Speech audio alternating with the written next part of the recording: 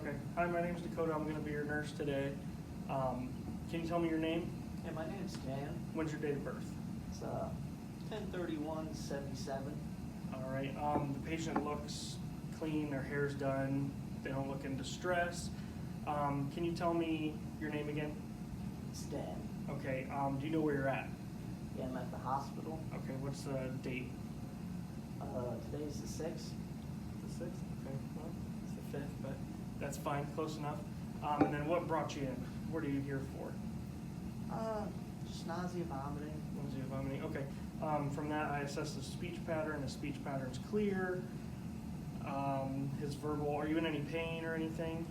No pain. No pain. Okay, so the patient says he's in no pain. He doesn't appear to be in any pain, so his verbal congruence is good.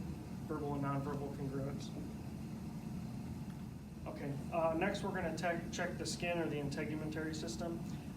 So I'm going to ask you, do you have any skin breakdown, any lesions, any sort of bed sores anywhere on you? No, I do not. No, okay, none of that, okay. Any reddened areas? No. No, okay. I'm going to check your nail beds here. I'm going to be looking for clubbing or any sort of, anything wrong with the fingers. Nextly, I'm going to check skin turgor. So I'm going to come over here. Skin turgor's good, nothing to worry about. I'm going to check hair. Hair's there, it looks healthy. He's got a full head of hair, no hair loss or anything, correct? Correct. Okay. All right, Dan, we're going to be going over your respiratory system now. So I'm just going to take a look at the chest, take a look at the front equal rise and fall of the chest is symmetric. Take a look at the back here, chest is symmetric. There's nothing with the back that looks out of place. The patient's respiratory pattern is normal. He's breathing between 12 to 20 times a minute. Nothing really looks labored, anything like that. We're going to start out, I'm going to listen to your breath sounds. There's going to be 10 on the front, 20 on the back. Okay, so I'm going to start up here, and with each one I would have the patient breathe in, but for these purposes I'm not going to. So I'm going to start 1, 2, 3, 4, 5, 6, 7, 8, 9, 10. Then when I'm listening for breath sounds, listening for adventitious sounds like wheezes, which would be caused by asthma, crackles that would be caused by CHF.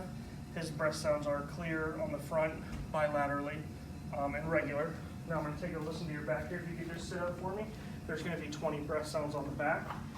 So I'm going to start here. 1, 2, 3, 4, 5, 6, 7, 8, 9, 10, 11, 12, 13, 14, 15 is going to be wider, 15, come across, 16 is going to be wide, 17 is going to be wide, and then 18, and then 19, and 20. And then as was the front, the back is clear and equal bilaterally, no adventitious breath sounds. All right, Dan, we're going to be going over your cardiovascular system. So first off, I'm going to take a listen to your heart here. First spot I'm going to listen to is on your right side. It's going to be your aortic valve, and that's second intercostal space on the right. I'm going to listen to that for at least 30 seconds. All these I will. Then I'm going to move over to your left side. I'm going to listen to your pulmonic valve. That's also going to be second intercostal space on the right. Third intercostal space down is going to be Erb's point. Fourth intercostal space is going to be your tricuspid valve. And the fifth intercostal space is going to be your mitral valve. This is going to be the point of maximal impulse that listens to the apex of the heart. I would listen to that for 1 minute. After that, I'm going to be listening for the rate. I want it to be between 60 and 100 beats. I want it to be regular. His was regular. I'm going to be listening for any adventitious sounds like mechanical heart valves, which would sound like a click, an S3 or an S4, friction rubs. I'm going to be looking for those kind of things. Next thing I'm going to do, I'm going to check for JVD. I'm going to look if he has any JVD. It could be a sign of heart failure. I'm going to check both sides. While I'm checking here, I'm going to check the lymph nodes, see if there's any swelling. If there's any swelling to the lymph nodes, that could indicate cancer or some sort of problems with the lymph nodes. Next thing I'm going to do, I'm going to start getting pulses. So first one I'm going to check is a carotid. checked each one, make sure both carotids are equal. You never want to check them both at the same time. I'm going to come down here and I'm going to do a brachial, feel both brachials. I'm going to do a radial, ulnar, check those. I'm going to check femoral on both sides, make sure everything's present. I'm going to check behind the knees and get a popliteal. I'm going to get a dorsopedal on the top and a posterior tibial on each foot on the back. And then as I'm doing this, I'm going to check for edema. He has no edema noted, but if he did have any edema, I would grade it from 1 to 4. I'm going to come up to the arms. I'm going to check for any edema. No edema on the arms, as I said. You'd grade that on a scale of 1 to 4. That could also mean that he has heart failure if there was any edema present. And when I'm checking for that JVD, I want to make sure the patient's sitting up at a 45-degree angle at least. All right, Dan, we're going to be assessing your GI system, your renal system, and your reproductive system. So the first thing I'm going to do, I'm going to have you open up your mouth for me. I'm just going to take a look in here. I'm going to look at teeth, at his tongue, lips, make sure nothing's dry, make sure there's no decay in any of the teeth. Everything looks fine in there. Everything's moist. All the mucous membranes are moist. Next thing I'm going to do, I'm going to come down here. I'm going to visualize his abdomen. I'm going to look for any masses, any pulsations. I'm going to check the girth to make sure there's no ascites or anything. Going to look, he doesn't have any of that. If he had ascites or anything, that'd be fluid in his abdomen. Next thing I'm going to do, I'm going to go through and I'm going to listen to bowel sounds. Each location I'm going to do for at least 30 seconds. I'm going to start in the right lower, move up to the right upper, then the left upper, left lower. And while I'm listening, I need to listen for hypoactive bowel sounds, see if they're hypoactive, if they're present. If they're not present, I'm just going to take a listen here for at least 30 seconds, then come up, listen for at least 30 seconds, over to the left side, left upper, and then the left lower.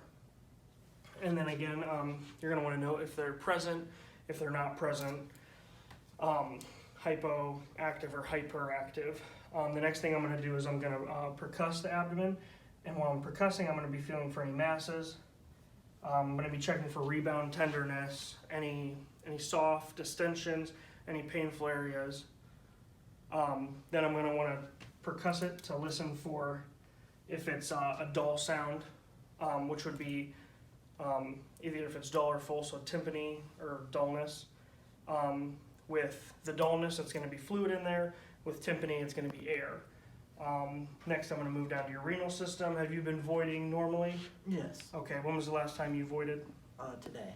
Okay, when was your last bowel movement? Yesterday. Yesterday, okay. Have you been voiding on a regular basis? Yeah, every day. Okay, have you been having bowel movements on a regular basis? Have they been consistent, normal for you? Every day as well. Okay, all right. If I had a sample of urine, I would look at it for odor, color, amount, make sure it's clear. Next thing I'm going to want to do, I'm going to check the bladder for any sort of distension. If there was distension, I would use a bladder scanner to check that. Then the next thing we're going to do, I'm just going to let you know to do a genitalia exam. Best time to do that's in the shower. You're going to want to check for any sort of swelling, any tender areas, and then the best time to do that's going to be in the shower. Okay. Okay? All right, now we're going to do a musculoskeletal exam. So what I'm going to do is I'm going to examine all the joints in the body. I'm going to look for redness, swelling, tenderness. When I check joints, I'm going to make sure the two joints, they're equal and symmetric. I'm going to make sure they all have the same contour. I'm looking for deformities. When I perform range of motion on all the joints, I'm going to listen for crepitus. I want to make sure there's nothing there. If anything's tender or painful, I'm going to note that. And then stop the range of motion if that happens. Also musculoskeletal, I'm going to check grip strength. So I'm going to have you grip my fingers here. Go ahead and squeeze them for me. When I do this, I want to check to make sure both hands are equal grip, both left and right side. He's able to do that. I'm going to have him hold his feet out for me. I'm going to have you push up on my hands. And I'm going to have you push down like you're pushing a pedal. Okay, there I'm checking to make sure they're both equal, strong. And then based off that, I'm going to give it a number between 0 and 5, 0 being not capable of doing that at all, and 5 being they can do 100% of it. So he gets a 5 on that. And then that concludes the musculoskeletal exam. Okay, all right, we're gonna be conducting your neurological assessment. So I'm gonna have you, I just have a couple questions for you, okay? Well, my patient is awake, he's alert, he's up. I'm gonna ask you, what's your name? Dan, What's today's date? the 5th of Where- December. Where are you at? I'm at a hospital And still. then what are you here for?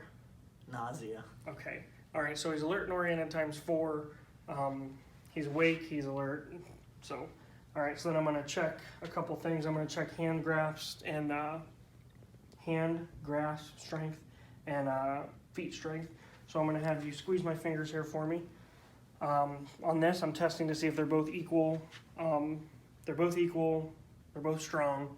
I'm gonna have you hold your arms straight out for me, and I'm gonna have you close your eyes.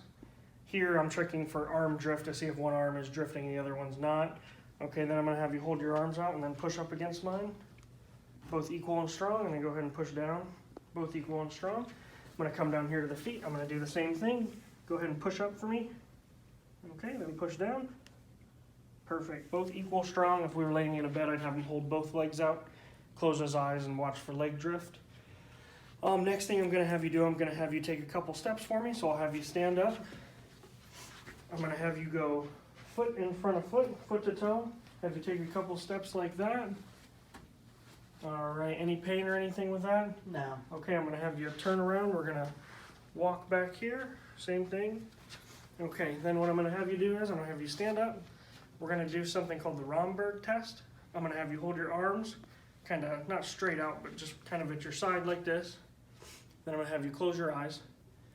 And then this is testing for, it assesses the dorsal column in your back to make sure you're on balance and everything. I'm gonna watch to make sure he doesn't fall. I'm gonna be close in case he were to get dizzy or anything. He hasn't, so you can go ahead and stop with that. You can have a seat right here for me. The next test I'm gonna do is the Rhine and Weber test. So the first one I would do, I would take my tuning fork for the Rhine, and I would hit it, and I would kind of start at the mastoid bone, come out, and let the patient know to let me know when he can't hear it anymore. This kind of tests for auditory, how well his ears are working, any auditory loss. Do the same thing on the other side, ding it, mastoid process, come out. Then I do the Weber test, which you hit it towards the top, and you either go to the left or to the right, and then the patient lets you know what side they hear it in. Next thing I'm going to move to is the eyes. So you'd want to take your pen light and you'd want to go over the eyes. You're checking for perla, so you want to make sure both are equal, round, and reactive to light, which both of his are. You're going to want to check for that. You're going to look at his sclera and conjunctiva, making sure his sclera are white, there's no swelling or anything in his eyes. Going to do that, and then we're going to do the fields of view here. So what I'm going to do is I'm going to have him follow my finger, and I'm going to go up, down, to the side, to the other side, then diagonal, down, and the other way. Then you're just watching to make sure the patient is able to follow you through all those. Then once you're done with that, your neurological assessment is done.